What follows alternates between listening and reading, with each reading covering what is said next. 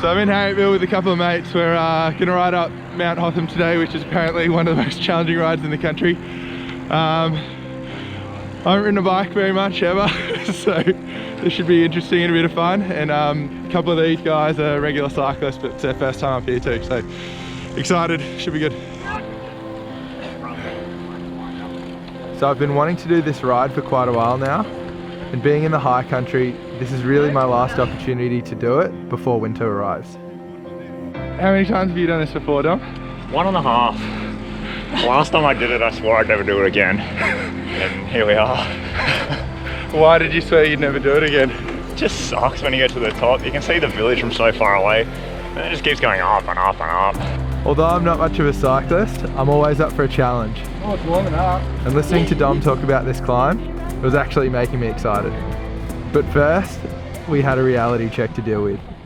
You got a flat? First flat? Yeah, I can hear it. Another flat in your spare. Alright. Feels like an adventure already. It's good. And we're up again. So after a shaky start, reinforcing why you need to be prepared for everything, like carrying a good spare, we started the climb for real. The road from Harrietville to Hotham is a 30-kilometre ride and has an elevation gain of over 1,200 metres. And there are plenty of challenging, steep sections on the way up. We're coming up to the Meg, which I know from just driving up here for the snow. It's steep and it's long-ish. Everyone's kind of been subtly mentioning the Meg, and my bike's starting to move slower and slower now that we're going up. Might need to get out of the saddle here.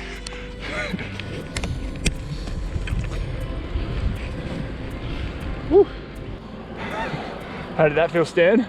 Yeah, it wasn't as bad as anticipated. For some reason I thought it was going to be steeper up here. The Meg. Done.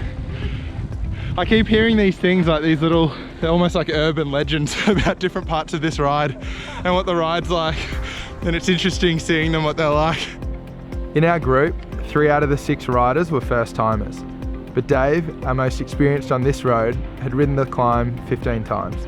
So you got the first 10 Ks, which is this steady kind of climb. We've got a false flat for the next 10 Ks. If you got to go a little bit faster. And the final 10 is very undulating, lots of steep hills, over CRB, and it'll test you for sure. Riding with these guys, it's clear you've got to be aware of other road users who are generally great. In theory, keeping to the left-hand side of the road is best practice, but in reality, it's actually the worst bit of the road. The edge is often loose and inconsistent, and there's usually lots of debris, including sticks, glass and metal, which are all not great for bike tyres. And sometimes, you just have to stand aside to make things safe. There's a massive truck and it is terrifying. Getting completely off the road here.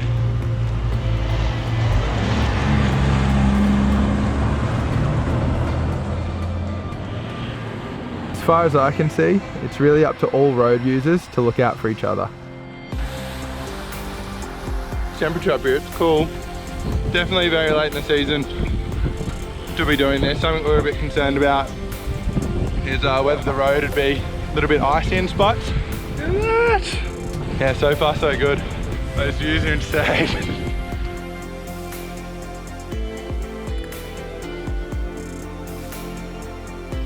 So the road flattened out a bit and he started pulling out snacks. So I grabbed a bar and then Dom grabbed a Nutella crepe.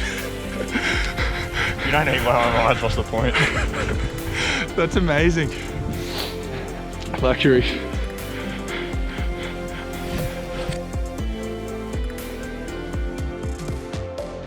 What do you love about riding, Ellie?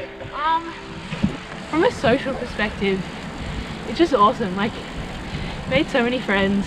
It's about the fresh air, it's just about mentally recharging yourself, and yeah, I mean, it's about the adventure, isn't it, you know?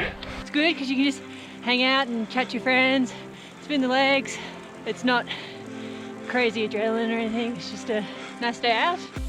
So with 20 kilometres already in the legs, the last 10 kilometres of this ride are the hardest, with a couple of heartbreaking false summits and several pinchy steep climbs. And it all starts with the infamous CRB hill. Dom was saying that you couldn't beat him up this hill. Oh, it's probably true. Maybe we could have a little dip? have a little crack. If I can sneak up on him. You dropped something back there, Dom. I think it was strip waffle. No, it was me.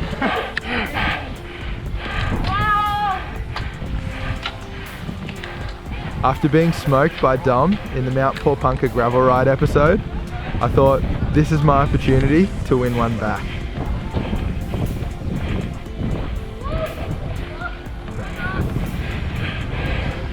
I took off on him for about 10 meters and then he just comes flying past me like I was standing still.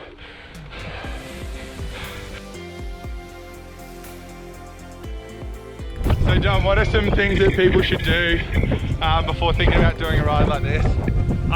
Make sure that you got all the good gear. Another good thing is to check in with the local bike shops. Both the shops are right, they know the conditions up here better than anyone, and they'll give you a good idea whether it's a yes or no, whether you should be coming up. Sometimes it's nice down in the valley, and then conditions up on the mountain can be shocking. But yeah, be safe. First ride up Hotham. Is it what you thought it'd be like? How you feeling? It's so good. Loving it.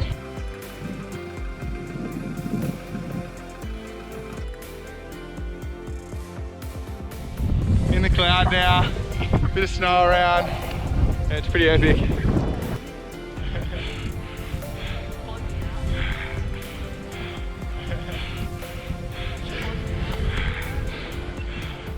Razorback Ridge, one of the epic hikes of the high country. It goes out towards Mount Feathertop. It's covered in cloud at the moment. Wow, what a beautiful place. You can see the ski lifts. Rolling into the Mount Hotham ski resort was an awesome feeling. We didn't break any records, but I made it to the top of my first try and loved it. It was icy cold at the top, especially with a wind chill, and you don't have much protection in cycling kit. So some of the others were already inside warming up. What a day, and what an awesome group to ride with. So after a little snack break and warming up for a bit, we're cold again, and we're gonna go for a ride back down. Woo. That was fun. Good way to spend the morning. Hope you guys enjoyed that, and see you next week.